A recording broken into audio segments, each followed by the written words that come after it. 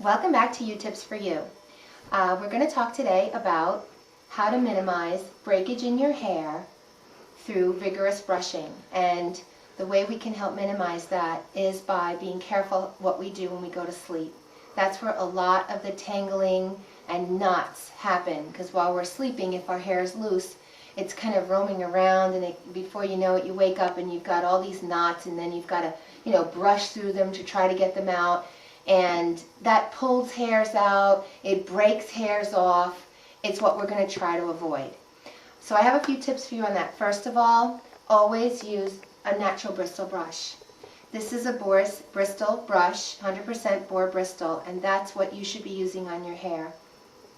It's soft, it distributes the natural oils from the root to the tip, which you won't get with a plastic brush or any type of comb. This will collect your hair oils and it'll distribute it, and it's soft and it won't pull and it won't break and it won't pull your hair out of your head. Now when you go to sleep at night, you don't want to keep your hair loose. Unless you sleep still like a mummy and you don't move, which most people don't, you will get tangles. What I recommend is, and I've done this for years, and as you can see my hair is very long and I have very minimal breakage on my hair. When you go to bed at night, you put your hair back in what I call these little scrunchies.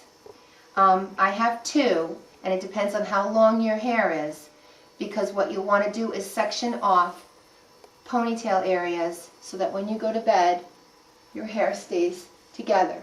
So you gather your hair up loosely when you go to bed, and you put one scrunchie at the base of your neck, and these are very soft, and as you can see, very fluffy and easy to sleep on. You won't even feel them. And then you go down a bit towards the end of the hair and you put another one down. So now not only are you securing it here at the nape of your neck, but you're securing the long hair that flows.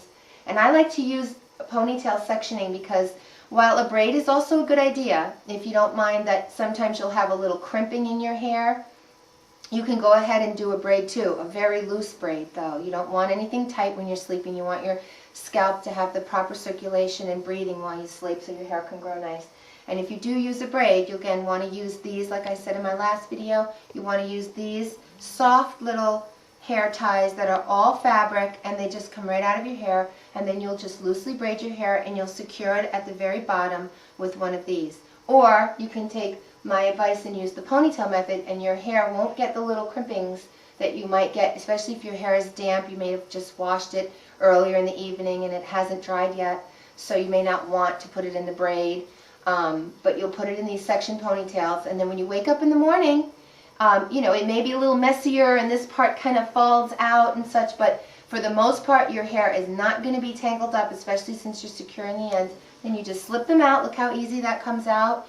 No hairs on it, no pulls. It doesn't get stuck in the hair. It doesn't pull any of your hair out. Your hair is silky smooth when it wakes up in the morning, and then you can get ready, comb your hair out with your nice natural bristle brush, and you're ready to go.